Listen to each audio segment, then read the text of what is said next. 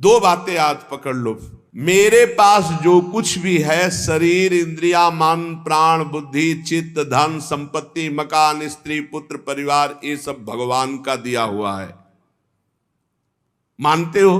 अंदर से देखो, भगवान का ही दिया हुआ है। ये भगवान की दी हुई वस्तु मैं भगवान को समर्पित करता हूं। तो दीयम वस्तु गोविंदम तो मेमेव समर्पय। हे भगवान, आपके द्वारा दी हुई सब कुछ, नाथ सकल संपदा तुम्हारी, नाथ सकल संपदा तुम्हारी, और मैं सेवक समेत सुत नारी। और रात दिन भगवान का भजन करने की चेष्टा करो। राधा राधा राधा। बहुत कठिन है संसार से मुक्त होना। दो पद्धति में एक तो स्वीकार करना पड़ेगा, या ज्ञान योग और या भक्ति योग। तो भक्ति योग बहुत सरल योग है। इसमें सब साधन भगवान को और सब करण भगवान के है, बस इतना समझना है। सब करण भगवान के हैं, चाहे इंद्रियां हो, चाहे अंतःकरण हो, चाहे पदार्थ हो, बाहर भीतर जो कुछ श्री भगवान की रचना। और मैं भी भगवान का हूं, भगवान का अंश हूं। तो मैं सहित सब कुछ भगवान को समर्पित, और भगवान का नाम जब, इस जन्म में पक्का भगवत प्राप्ति हो जाएगी। ज्यादा समझने की जरूरत नहीं। ज्ञान में तो बहुत बहुत समझने की जरूरत है। अगर उसमें चूक हुई तो दूसरा बचाने वाला नहीं, इसमें बचाने वाला है। करो सदा तिनके रखवारी, जिम बालक राखे महतारी। युक्ता कर्म फलम त्यक्त्वा शांति मापनोति नैष्ठिकीम, अयुक्ता काम कारेण फले सक्तो निबध्यते। जो योगी है वो फल का त्यागी होता है, कर्म का त्यागी नहीं। कर्म जो आया उसको किया, और फल वो भगवान को समर्पित कर दिया। कर्म भी भगवान को समर्पित कर दिया। पर कर्म त्यागी का मतलब मैं ये कर्म क्यों करूं जब मुझे फल की आकांक्षा नहीं। नहीं, कर्म करना चाहिए।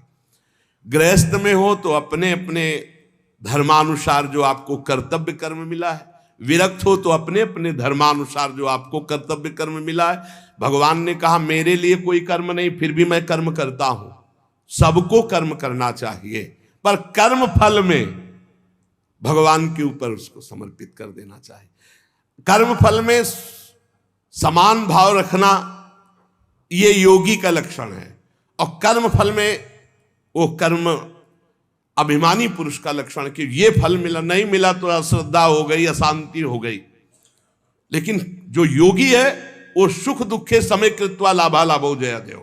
चाहे हानि हो, चाहे लाभ हो, चाहे जय हो, चाहे पराजय हो, चाहे सुख हो, चाहे दुख हो, उसमें समान भाव रखता। क्यों? कर्म फल की आशा ही नहीं की। हमें तो केवल कर्म करने का आदेश था, उसको कर्म किया, शास्त्र सम्मत, फल तो भगवान को समर्पित है। कर्म करना और कर्म फल की त्याग वृत्ति रखना, तो तत्काल शांति प्राप्त होना शुरू हो जाएगी। देखो कितना आनंद है। हम कर्म फल चाहते ही नहीं, हमें करना है, हमें भजन करना है, हमें साधन करना है, हमें अपने अपने जो कर्म है वो करने, वो फल की तरफ भगवान देखे। जोई जोई प्यारो करे सोई मोई भावे, अभी शांति। युक्ता कर्म फलम त्यक्त्वा शांति मापनोति नैष्ठिकीम। जितना जलन, जितनी अशांति फल को लेकर के है, कर्म को लेकर सावधानी नहीं है, फल को लेकर है। फल में बोले अब हमें भगवान से अश्रद्धा हो गई तो तुम्हारा ही पतन होगा, भगवान का थोड़ी वहां कुछ होना, तुम्हारा ही पतन होना है। सकाम मनुष्य कामना के कारण फल में आसक्ति हो जाती है, इसलिए वो बंधता है, जलता है, दुर्गति को प्राप्त होता है। देखो, संचित कर्मों के अनुसार प्रारब्ध बनता है, और प्रारब्ध के अनुसार मनुष्य का जन्म होता है। और मनुष्य जन्म में जो नए कर्म होते हैं, नए कर्म संस्कार बनते हैं, वो तुरंत उठकर संचित में चले जाते हैं। भोगना तो प्रारब्ध ही पड़ता है, शुभ और अशुभ। कर्म फल की आसक्ति त्याग कर दो तो संचित भी भस्म हो जाएंगे, और नए कर्म संचित में जाके जमा नहीं होंगे, और प्रारब्ध भोगकर भगवत प्राप्ति हो जाएगी। प्रारब्ध भोगना पड़ेगा, ये कमर कस लो। ये जो तुम्हें कह रहे हैं कि हम नष्ट कर सकते हैं छूछा से, भगवान बोल रहे हैं, जगत गुरु बोल रहे हैं, हम नहीं बोल रहे। प्रारब्ध भोगना पड़ेगा, अवश्य में भोक्तव्यम कृतम कर्म शुभाशुभम। भूल भुलैया में मत फंसो। तुक्का जम जाता है कभी कभी। तुम्हारा प्रारब्ध अच्छा आ गया और तुम हमारे पास आए, तुम्हारा काम बन गया, बोले बाबा से काम बन गया। बाबा से काम नहीं बना, तुम्हारा प्रारब्ध काम बना दिया, तुम्हारा पुण्य काम कर गया। जो कर्म फल की आसक्ति का त्याग कर देता उसके कर्म भस्म हो जाते, भुने हुए चने के समान, फिर बीज नहीं देते, फिर वो बंधन कारक नहीं होते। जैसे भुना हुआ चना है, अब ना उसमें अंकुरण होगा, ना पेड़ होगा, ना उसमें बीज होगा, जड़ से खत्म हो गया, अब उसमें कोई सत्ता नहीं। तो जो कर्म फल की आशा ना रख करके केवल भगवत प्रीत्यर्थ किया जाता, वो उसे बांध नहीं सकता, उसे जन्म मरण में नहीं पहुंचा सकता। नहीं तो चाहे शुभ कर्म हो, अच्छा कर्म हो या बुरा कर्म, उसे जन्म मरण में फंसा देगा। कर्म फल 4 प्रकार के होते हैं। एक होता दृष्ट कर्म फल, और एक होता अदृष्ट कर्म फल, और एक होता प्राप्त कर्म फल, और एक होता अप्राप्त कर्म फल। दृष्ट कर्म फल कहते हैं वर्तमान में किए जाने वाले नए कर्मों का फल जो तत्काल प्रत्यक्ष मिलता दिखाई देता है। जैसे कीर्तन किया आनंद मिल रहा है, सत्संग किया आनंद मिल रहा है, कोई भूखा है अपना भोजन पवा दिया तत्काल आनंद मिल रहा है, कोई अपने लिए पदार्थ लेने जा रहा, देखा बीमार है उसके पास दवाई की व्यवस्था नहीं, चलो आज हम भूखे रह जाएंगे, पैसा बीमारी में दे दिया, उसमें लगा, तो जो हृदय शीतल हुआ वो दृष्ट कर्म फल, इतना महान कर्म कि तत्काल आनंद प्रदान करता है। और अदृष्ट कर्म फल वर्तमान में किए जाने वाले नए कर्मों का फल जो अभी तो संचित रूप से संग्रहित होता है, आगे जन्म में मिलेगा जाकर के। जो तीर्थयाटन है, दान है, पुण्य है, बहुत प्रकार के ऐसे कर्म है जो अभी आपको नहीं अनुभव में आ गए, वो आगे आपको प्राप्त होंगे।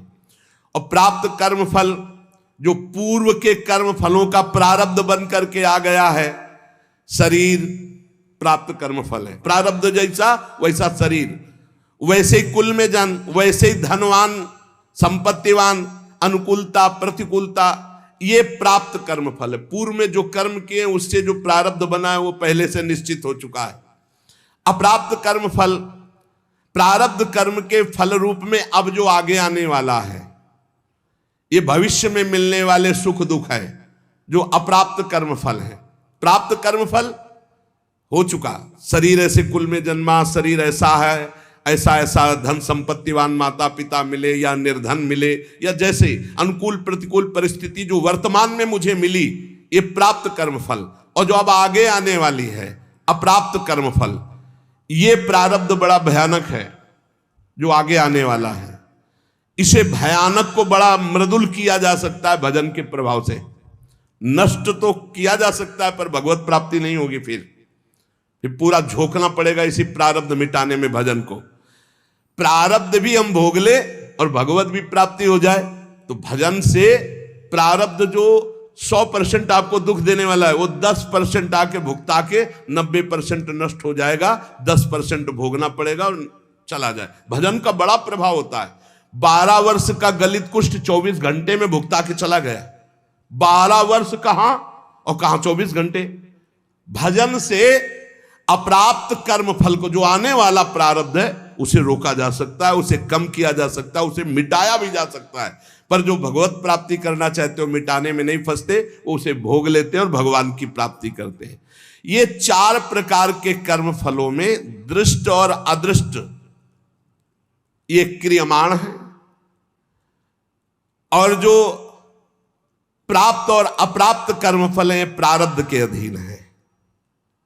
दृष्ट कर्म फल आग्रह नहीं रखना, मिलने पर प्रसन्न या प्रसन्न ना होना। अदृष्ट कर्म फल आशा रखना, प्राप्त कर्म फल में ममता न करना, मिलने पर सुखी दुखी ना होना। अप्राप्त कर्म फल मिट जाए ऐसी आशा न रखना, ये भक्त के हृदय में होता है। चारों प्रकार के कर्म फल भक्त के हृदय में कोई प्रभाव नहीं डाल सकते। जब उपासक ये देख लेता है कि मैं करता नहीं है, वो मुक्त होने लगता है। इतने जादू का तमाशा है, समझ लो। गांठ लगी ही नहीं, गोस्वामी जी कह रहे जड़ चेतन ही ग्रंथि पड़ गई, यद्यपि मृषा छूटत कठिनाई। है ही नहीं बंधन पर छूटना बड़ा कठिन है। बस इतना समझ लो कि बंधन ही नहीं है पर छूटना बड़ा कठिन है। कर्तापन तुमने स्वीकार किया तो तुम्हारी दुर्गति पक्की है। चाहे शुभ कर्म करो चाहे अशुभ कर्म, शुभ से स्वर्ग आदि लोक, अशुभ से नरक आदि, और दोनों से मृत्यु लोक, आवागमन बंद नहीं होने वाला। क्या करें? तो बड़े कठिन समस्या है। यही कठिन समस्या है। ज्ञानेन्द्रीय, कर्मेंद्रीय, अंतःकरण, प्राण, उपप्राण, ये सब प्रकृति के हैं ढांचा सहित। शब्द, स्पर्श, रूप, रस, गंध, ये प्रकृति के हैं। वो 5 ज्ञानेन्द्रियां उनको प्रकृति में भोग रही। इंद्रियां इंद्रियों में, विषयों में बरत रही हैं। आप इनको देख रहे हैं, दृष्टा हैं, पर आप तन्मयता कर लेते, मैंने देखा, तो फिर उसका दंड भी तो भोग मिलेगा। क्या देखा और कैसे देखा? हमारे द्वारा जो भी क्रियाएं हो रही हैं, हम उनके 2 विभाग देखते हैं, एक अच्छी क्रियाएं और एक बुरी क्रियाएं। बिल्कुल सरल भाषा में आपको बता रहे हैं। जो अच्छी क्रियाएं हैं वो शास्त्र सम्मत है, जो बुरी क्रियाएं हैं वो शास्त्र विरुद्ध है। बुरी क्रियाओं को अशुभ कर्म कहते हैं, अच्छी क्रियाओं को शुभ कर्म कहते हैं। शुभ और अशुभ कर्म ये गुणों से प्रेरित होते हैं। सतोगुण तो शास्त्र सम्मत, रजो और तम मिश्रित या तमोगुण या घोर रजोगुण, ये शास्त्र विरुद्ध आचरण कराएंगे। अब अपने को भगवान की शरण में हो जाना, गुणों की शरण में नहीं। भक्ति का मार्ग, पूरा शरीर, इंद्री, प्राण, उपप्राण सब, हे नाथ मैं आपकी शरण में। ये तो समझ में आ रहा है ना? ज्ञान वाला समझ में ना आ रहा हो तो ये तो समझ में आ रहा है कि पूरा ढांचे सहित, जो इसमें स्थूल हो, सूक्ष्म हो, कारण हो, प्राण हो, उपप्राण हो, इंद्रियां हो, कर्म, जो भी महाराज, पूरा सिस्टम आपकी शरण में। समझ में आ गया? ठीक। अब हमको देखना है कि हमारे द्वारा जो अच्छा काम हो रहा है वो भगवान की प्रेरणा से हो रहा है। जीवन मुक्त होना है तो बात ये बिल्कुल सरलता से समझा रहे हैं। और जो बुरा काम हो रहा है वो हमारी वासना से हो रहा है, उसका हम प्रायश्चित करेंगे, भगवान से क्षमा मांगेंगे। बुरा काम हो रहा है तो हमारी वासना से हो रहा है। इसमें क्या होगा कि अगर ये भेद नहीं तुम रखोगे और कह दोगे जब पूरा समर्पण कर दिया, तो फिर आपसे बुरे कर्म उत्साहपूर्वक होने लगेंगे, क्योंकि अंदर का सिस्टम अभी समर्पित नहीं हुआ। बाहर से तो हमने कह दिया। अब अंदर का सिस्टम जब तक समर्पित नहीं होगा तब तक वो फिसल कर बुरे आचरणों में जाएगा। तो हमको क्या करना है? गुण तुम्हार समुझे निज दोषा, और जय सब भांति तुम्हार भरोसा। भरोसा दृढ़ आपका। जब हमसे अच्छे कार्य होंगे तो भगवत प्रेरित हुए, और जब बुरे कार्य हो गए तो हम त्राहिमाम शरणागत रक्षक प्रभु, हमसे गलती हो गई, हमको ऐसी सद्बुद्धि दो कि आगे हमसे ना हो, और सारे कर्म भगवान को समर्पित कर दो। तो जो एक दिव्य ज्ञानी की स्थिति होती है, अहंकार रहित महापुरुष की, वही भक्त की स्थिति होती है। वो भी देह शुद्ध विस्मृत भगवदानंद में डूबता है, और वो देह शुद्ध विस्मृत ब्रह्मानंद में डूबता है। पर दोनों को किंचित मात्र कर्ता भाव जब तक रहेगा तब तक वो आवागमन से मुक्त नहीं हो सकता। एक मनुष्य रेलगाड़ी में बैठा है, ट्रेन चल रही और डिब्बे में दौड़ रहा है। अब वो अपने को कर्ता मान रहा है कि मैं दौड़ करके अगले स्टेशन में पहुंच जाऊंगा, तो मूर्खता ही है ना, क्योंकि ट्रेन चल रही। ऐसे ही गुणों का चक्र चल रहा है, सतोगुण, रजोगुण, तमोगुण। गुण प्रवाह जीव से जबरदस्ती कार्य करवा रहा है। तमोगुण आया तो निद्रा, आलस्य, प्रमादोत्थम, जो नहीं करना चाहे वो सब कर्म करने में जुट जाएगा। प्रमादोत्थम, प्रमाद का मतलब होता है करने योग्य कर्म को ना करना, और ना करने योग्य कर्म को करना, इसे प्रमाद स्थिति कहते हैं। अब वो समझ रहा मैं कर रहा हूं। रजोगुण आया, काम आदि दोष भारी, वो समझ रहा मेरे में आ गए, मैं कर रहा हूं। सतोगुण आया तो समझ रहा है मैं कर रहा हूं, दया आदि। इन गुणों के प्रवाह से बचने के लिए हरिवंश महाप्रभु कह रहे हैं, यही डर ही डरप हरिवंश हित, जिनो भ्रमय गुण सलिल पर, जी नामन मंगल लोक त्यू सुहरिपद भजन विलंब। निरंतर नाम जप करो, अपने आप को भगवान को समर्पित कर दो, सब कर्म भगवान को समर्पित करो। अच्छे कर्म जब हो तो भगवान को देखो कि भगवत इच्छा से हुआ, और जब गलती हो जाए तो अपनी मान करके प्रभु से प्रार्थना, बहुत जल्दी आवागमन से मुक्त हो जाओगे। ये जो आवागमन का कनेक्शन ना होते हुए भी कनेक्शन है अहंकार का, देहाभिमान का, ये नष्ट हो जाएगा। इस बात को अच्छे से समझ लो। ज्ञान में पहुंचना बहुत कठिन जो स्थिति बताई गई, भक्ति में बहुत सरल है, क्योंकि भगवान को समर्पित करना है, इसमें अपने अहम सहित समर्पित कर देना है। सांख्य योगी शरीर इंद्रिय अंतःकरण आदि के साथ अपना कभी संबंध नहीं मानता, और भक्त अपने शरीर इंद्रिय अंतःकरण आदि को भगवान को समर्पित कर देता है। ये बढ़िया, बहुत मीठा सरल मार्ग भक्ति का, और बात वही बननी है। साधक कभी किंचन मात्र, चाहे भक्ति मार्ग का हो चाहे ज्ञान मार्ग का हो, अपने को कर्ता ना माने, नहीं तो भोगना पड़ेगा। मैंने ये किया तो ऐसा थोड़ी कि आपने किया कि मैंने नहीं किया।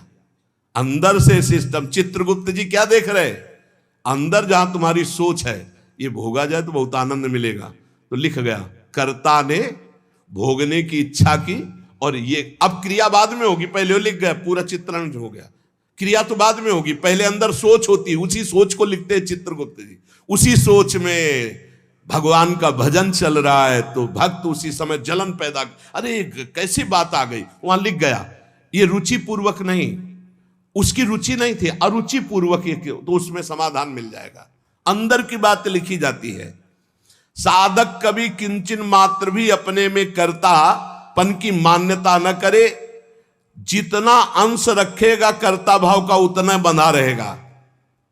अपने में कर्ता भाव ना रहे, चाहे वो ज्ञान मार्ग का साधक हो चाहे भक्ति मार्ग। भक्ति मार्ग का साधक कैसे बोलता है, श्री जी की इच्छा से आज परिक्रमा हो गई, श्री जी की इच्छा से आज ऐसा, आज श्री जी की इच्छा थी कि दर्शन करने जाए तो बिहारी जी के दर्शन कर आए, श्री जी की इच्छा। अपनी इच्छा को, अपने कर्ता भाव को प्रभु के चरणों में मिला देता है। भगवान की इच्छा, प्रभु की इच्छा, एक मार्ग तो पकड़ लो, हर कर्म समर्पित, कहीं भी कर्ता भाव नहीं, कहीं भी अभिमान की बात नहीं, मैंने देखा मैंने किया नहीं, प्रभु की इच्छा से देखा, प्रभु की इच्छा से हो गया।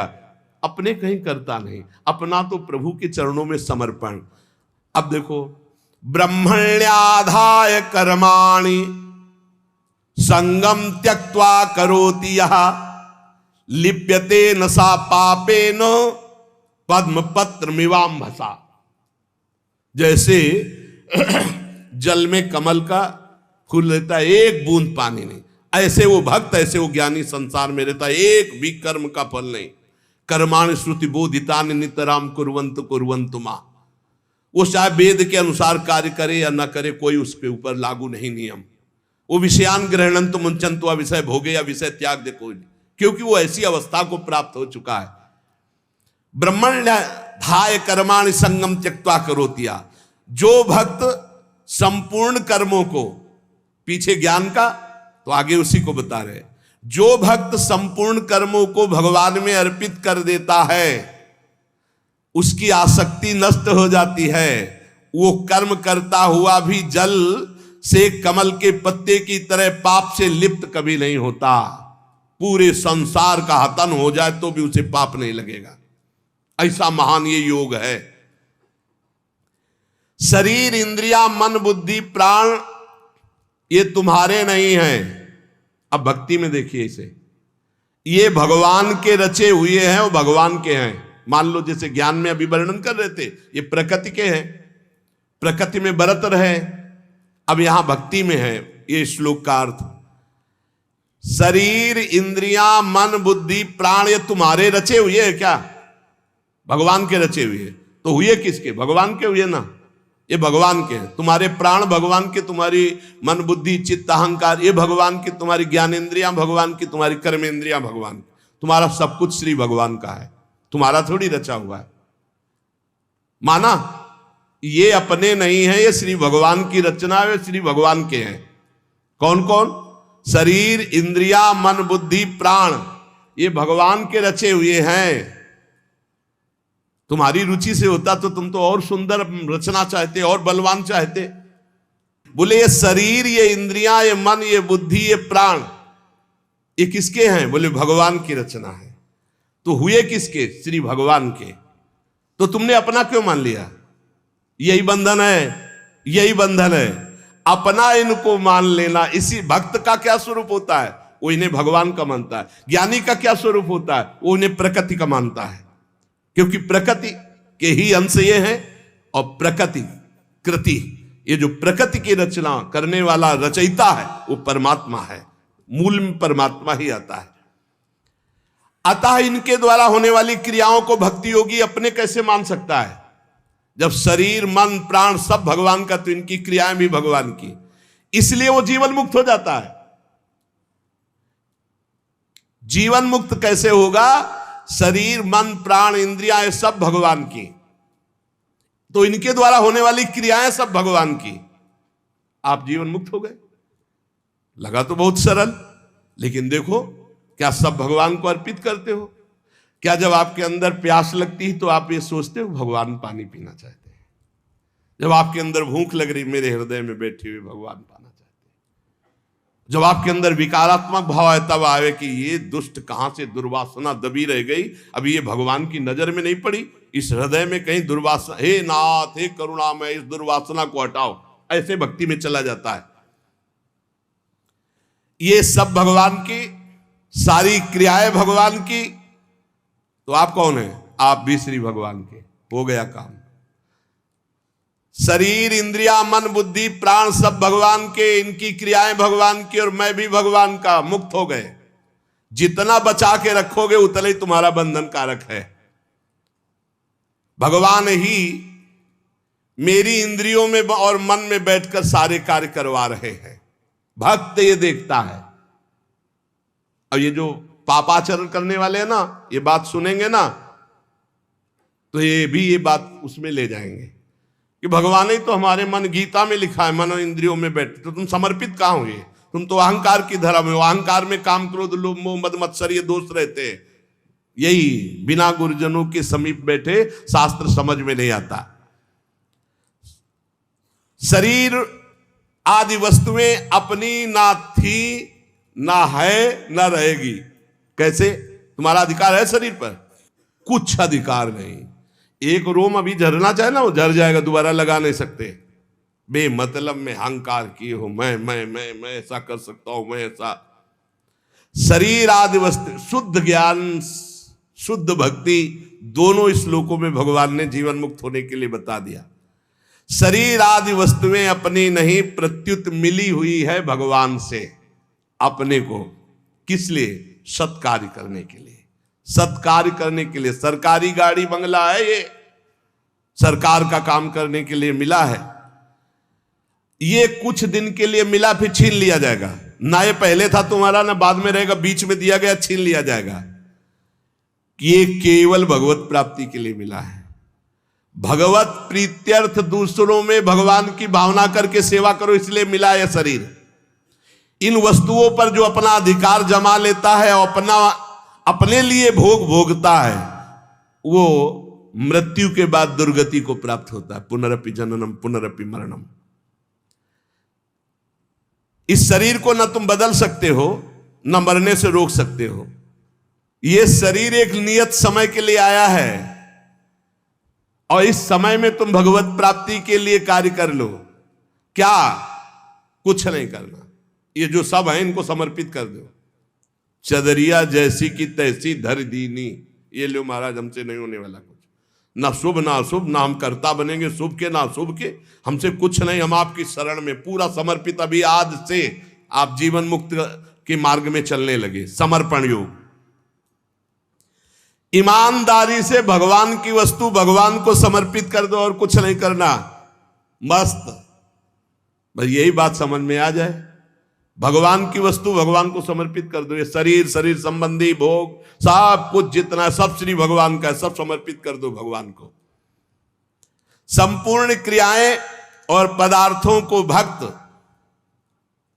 भगवान के चरणों में समर्पित कर। ज्ञानी प्रकृति में देखता है। प्रकृति और संसार दोनों के स्वामी भगवान है, अतः क्रियाएं और पदार्थ भगवान को अर्पण कर दो। कोई भी पदार्थ बिना भोग लगाए मत खाओ। कोई भी क्रिया करो उसको भगवान को अर्पित करो, क्योंकि ये शरीर मन प्राण बुद्धि इंद्रियां सब श्री भगवान के। ऐसी भावना में रहो। अभी जीवन मुक्तता की तरफ बढ़ने लगोगे, अभी निर्विकार होने लगोगे। जब इनको प्राण इंद्रिय और मन को भगवान का देखोगे तो निर्विकार हो जाओगे। जब अपना मानोगे तो विकारी हो जाओगे। संगम त्यक्त्वा करोतिया। किसी भी प्राणी पदार्थ शरीर इंद्रिय मन बुद्धि प्राण क्रिया, किसी में संग मत करो। न प्राणों का संग, न इंद्रियों का संग, न बुद्धि का संग। उस समय देखो असंग, तुम अलग हो, ये अलग है, पर तुम अलग नहीं देख पाते, इन्हीं में मिल जाते हो। आकर्षण, खिंचाव, लगाव, महत्व, ममता, कामना।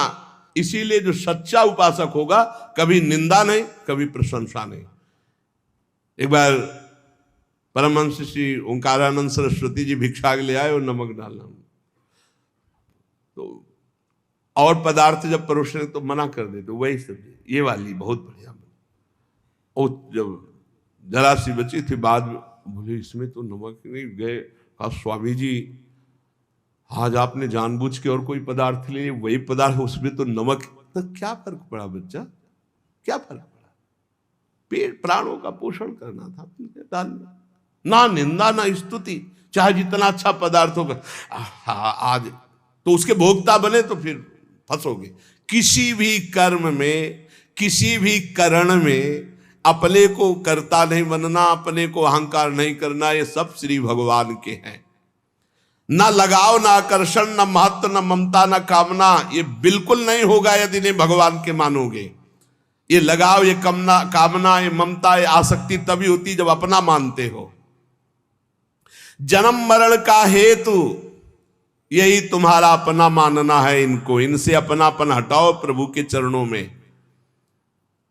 कायेन मनसा बुद्ध्या केवलैरिंद्रियैरपि योगिनः कर्म कुर्वन्ति संगम त्यक्त्वा आत्मशुद्धये।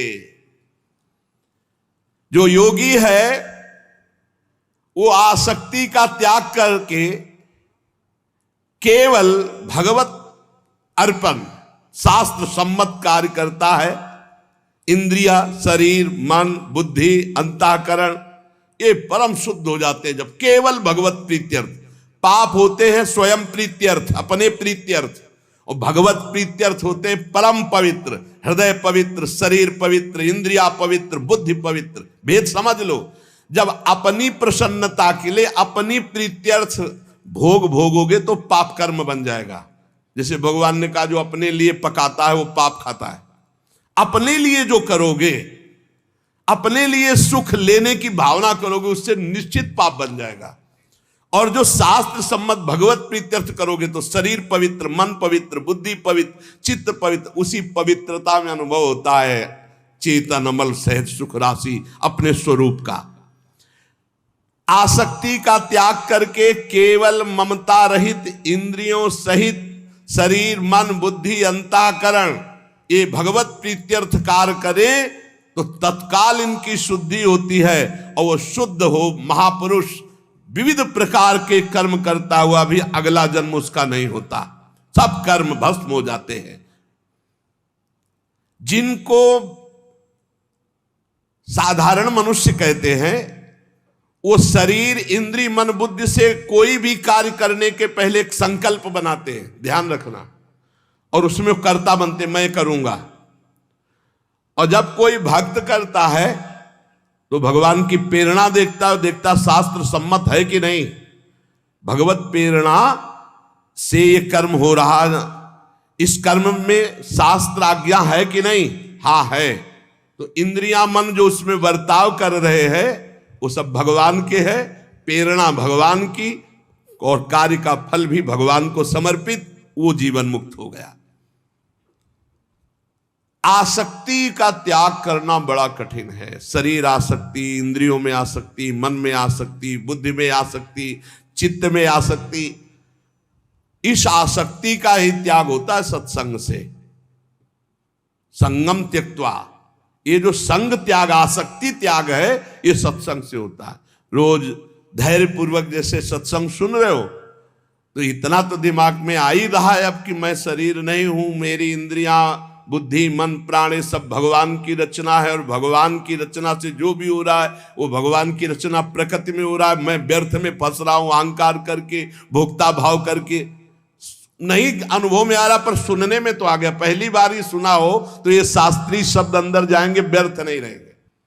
इसलिए उपासक को चाहिए कि भगवान की प्रसन्नता के लिए शास्त्र सम्मत कर्म करे, कर्म फल भगवान को समर्पित कर दे, निरंतर नाम जप करे तो इस कर्म की झंझटों से बचकर भगवत प्राप्ति हो जाएगी। नाम जप और भगवत समर्पण ये दो शास्त्रों में बहुत जोर की बात है।